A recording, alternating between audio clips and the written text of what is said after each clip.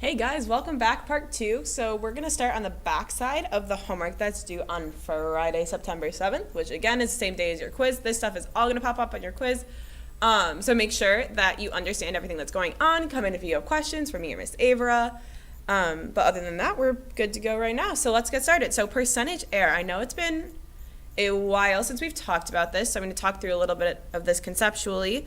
But let's just start with the problem. So we have Diana estimated that there were 1,300 people at a concert. She found out the next day there were 1,230 people at a concert. What is her error and what is her percentage error? So first of all, how do we calculate error? So the formula for our error is equal to the approximate value minus the exact value. And I'm going to write that down because I learned it the opposite way, and that is not helpful. So approximate value minus your exact value. So here, filling in approximate minus exact, what was her approximate value? Approximate means estimated, right? That's a kind of another word we could think of. So approximate and estimated. She estimated that there were 1,300 people. So I'm going to take 1,300 minus the exact value. So she found out there were 1,230. So I'm going to do 1,300 minus 1,230. If I put that in my calculator, that's going to give me 70. So her error was 70.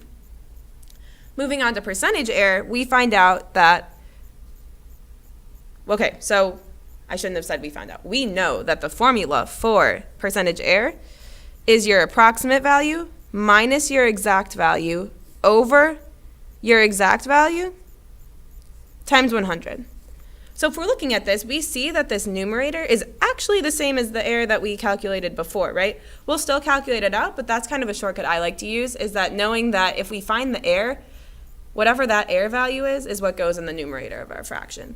So we have our, so let's work through the formula this way. So our approximate value we know is 1,300.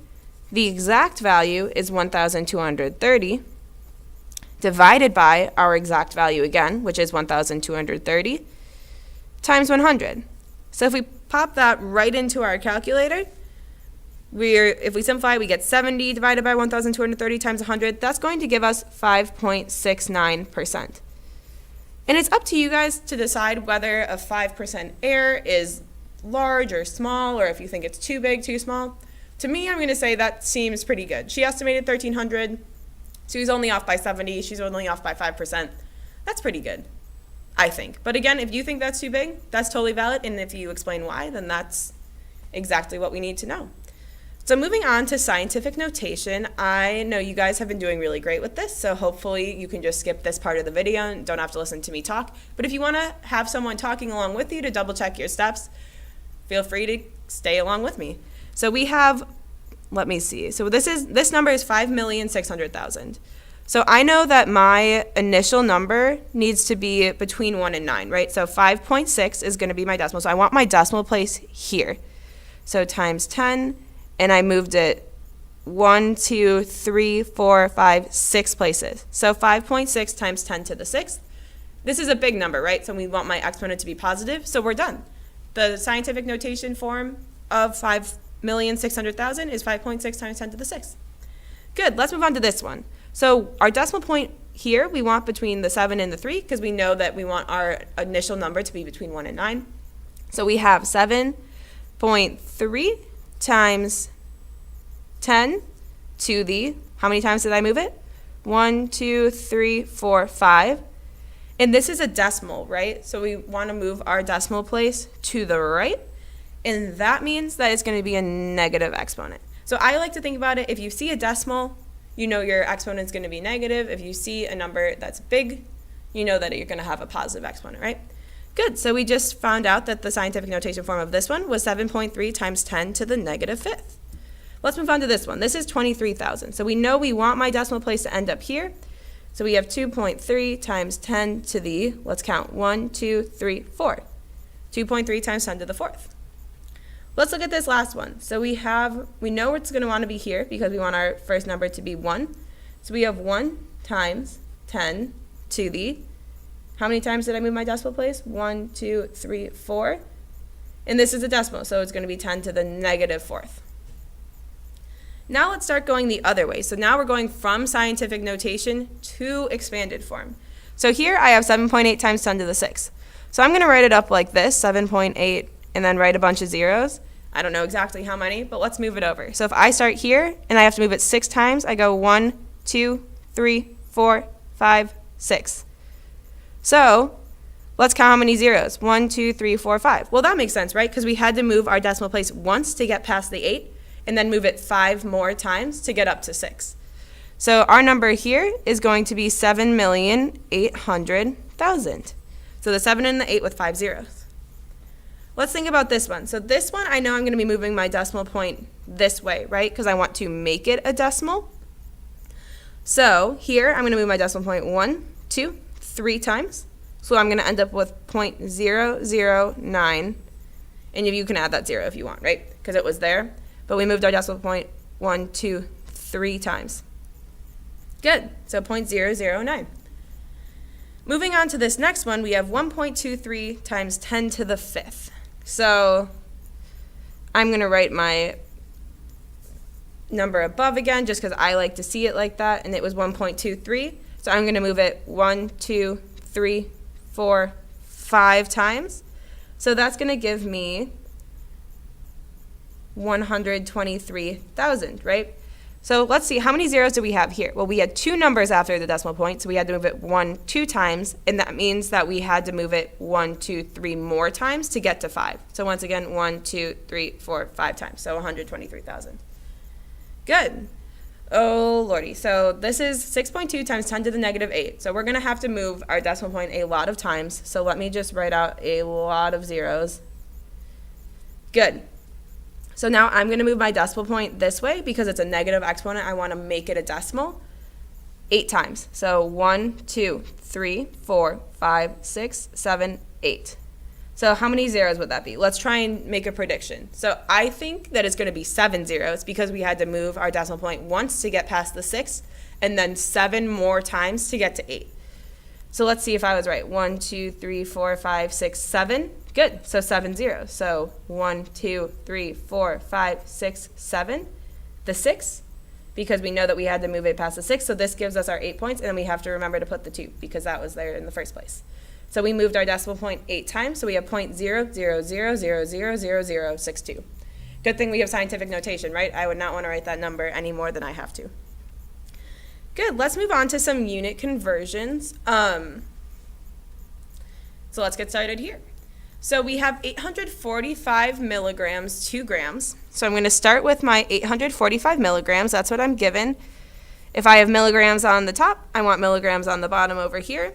And I want grams on the top because that's what I'm converting to. And this is a one-step conversion, right? Because I know how many milligrams are in a gram. I don't have the notes up here with me, but if you have any questions about the conversions, you can pull up your notes from the class where we have our timeline. Actually, I'm going to look around and see it. But I'll keep talking about what I'm doing as I'm doing it. So I know that there are 1,000 milligrams in 1 gram. So am I going to want to put the 1,000 on the bottom or on the top? I'm going to want to put it on the bottom, right? Because that's where my milligrams are. So we know that it's 1,000 milligrams in 1 gram. So here I'm going to take 845, and oops, I forgot to put it over 1. Forgive me. So we're going to take 845 times 1 divided by 1 times 1,000. I know that that's going to be 845 divided by 1,000, and that's going to give me 0.845 grams. 0.845 grams, excuse me. Good. So let's move on to the next one. We have 8 kilometers to meters. So if we do 8 kilometers, that's what we're starting with. If we have kilometers on the top, we want kilometers on the bottom. And if we're converting 2 meters, I know I'm going to want that in the numerator, right? And also, meters are our base unit, so I know how many meters are in a kilometer. So I know that there are 1,000 meters in 1 kilometer, and that means I'm going to take 8 times 1,000, and that will give me 8,000 meters. Does that make sense? If we're going from 8 kilometers to meters, do we want to have more meters than we do kilometers? So we started with 8, we went to 8,000. That makes sense to me, right? Because a kilometer is pretty close to a mile, which means it's a long way. So I have 8 kilometers. That means I'm going to want to have more meters. So thinking like that after you do a problem, like, does it make sense that I have more of this unit? Is a good way to double check yourself and to check the reasonableness of your answer. Good. Okay, so here we have 42,000 milliliters to kiloliters. The first question I want to ask is this a single-step conversion or a two-step conversion? I would like to do it as a two-step conversion because I know how many milliliters are in a liter, and I know how many liters are in a kiloliter, but off the top of my head, I do not know how many milliliters are in a kiloliter. So we're going to start with 42,000 milliliters. So if I have milliliters on the top, I'm going to want to have milliliters on the bottom. I'm going to go from milliliters to liters because I know that there are 1,000 milliliters in 1 liter. Going over again, if I have liters on the top here, I want liters on the bottom. And I know I'm going to want to have kiloliters on the top because that's what I want to end up with, right? Kiloliters and kiloliters. But I want to use liters as a way to help me get from my first step to my last step because we base our knowledge of how many units are in there are comparatively based on our base unit, right? So if we see something that's not our base unit, we know that we're going to want to use our base unit to get from something like milliliters to kiloliters. Good. So how many liters are in a kiloliter? We have 1 kiloliter in 1,000 liters. Let's check to make sure I can cancel all my units to make sure I'm doing it right. Perfect. So here I'm going to take 42,000 divided by 1,000 times 1,000, right? So putting that in my calculator, if you want to put 42,000 in the numerator, and then in the denominator put 1,000 times 1,000, I think that's a really good way to do it. So when we put that in our calculator, we're going to end up with 0.042 kiloliters. And does that make sense? So if I have 42,000 milliliters, I'm going to kiloliters. Kiloliters are a lot bigger than milliliters, which means I'm going to want to have fewer of them, right? So that's good that I ended up with a much smaller number than my initial 42,000 milliliters. Let's look at this last one, and I'm kind of running out of room, so I'm going to pull up a blank piece of paper right here. Let's see if I can get one. I'm going to grab one really quick. So sorry. There's a loose leaf right on the table over here. I'm going to do that. Okay, good. So now we have another piece of paper. We're going to go from 400 kilometers to millimeters. So 400 kilometers to millimeters. Good. Okay. So if I start with 400 kilometers, do you know how many kilometers are in a millimeter? I don't. So I'm going to go from kilometers to my base unit of meters because I know how many meters are in a kilometer right off the top of my head. Not so much from kilometers to millimeters. So if I have meters on the top over here, I want meters on the bottom over here. And then I want to end up with millimeters. So I'm going to have millimeters on the top of this last one. So looking at this, we know that there are 1,000 meters in 1 kilometer, again from looking at our chart that helps us to tell. And I know that there are 1,000 millimeters in 1 meter. So if I take 400 times 1,000 times 1,000, all the way across, we know that we're going to get a really big number. So if I put that in my calculator, I'm going to get 400 million millimeters. Again, remember to write your units at the end because that's really important. I just cut off write these units at the end. So we know that there's 400 million millimeters. And let's think about whether that's a reasonable answer. If I have 400 kilometers, that means I'm going 400 around a mile, right? Kilometers are the really far one. 400 kilometers, I'm converting that to millimeters. And milliliters were the super tiny little dashes that we had when we were looking at our meter stick.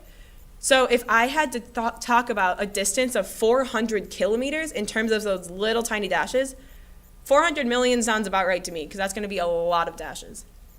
So good.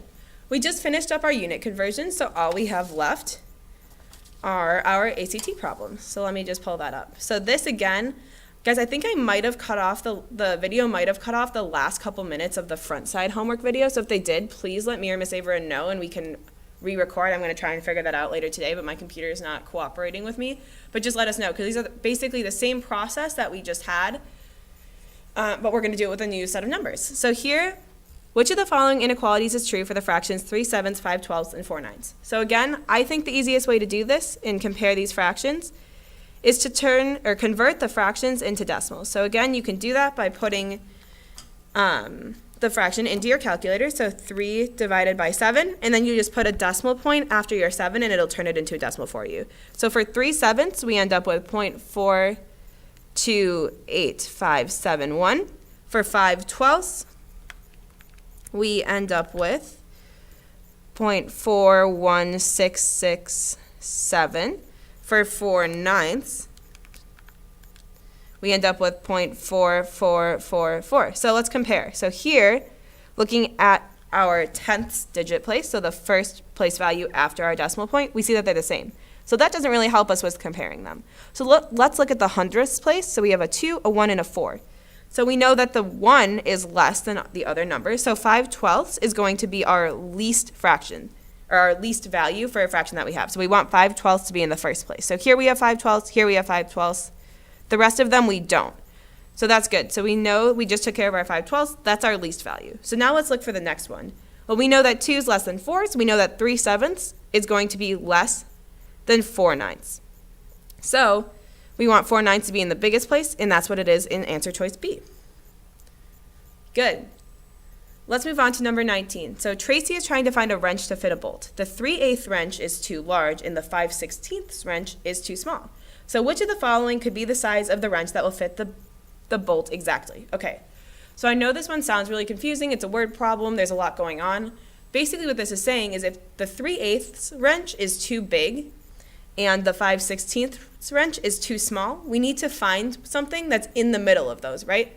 So one's too big, one's too small. We need to find one between them that'll fit it. So let's look at, so the one that's too big is 3/8. And 3/8 as a decimal is 0.375. The one that's too small is 5/16. Let's turn that into a decimal too to see what that is. We have 0.3125. So we want our number to be between 0.3125 and 0.375. So now let's turn all of these into decimals so we can see which one comes between those two. So 1/4 inch, that means that the decimal is going to be 0.25. Well, that's smaller than even the one that's too small. So we know that that's not going to work. So we know it's not A. Let's think about 9 divided by 32. So 9 32nds. That gives me 0.28. Well, that one's too small too. 0.28 is below 0.3125. We know it can't be that one. Let's look at 11 divided by 32. So 11 divided by 32. That gives me 0.3437. Ooh, that looks good. So let's compare them. So looking at the tenths place, they're all the same. That doesn't help us. What about this? The hundredths place. So the 3 was the same. 4 is in between 1 and 7. This wrench would fit, the one that's 11 32nds of an inch. Does that make sense? Because if we compare this decimal, it's between those two, and that's exactly what we wanted. So we know that it's answer choice C. Once again, that's the end of the homework. If you have any questions, please come talk to me or Miss Avra, especially because we have our quiz coming up on Friday, September the 7th, and that's the next time we're going to see you guys. So if you have any questions on anything we did, if the video didn't record properly, anything like that, please let us know. As always, let's get those views up so me and Miss Avra can go viral. Very exciting. But I'll see you guys in class next Friday for our quiz.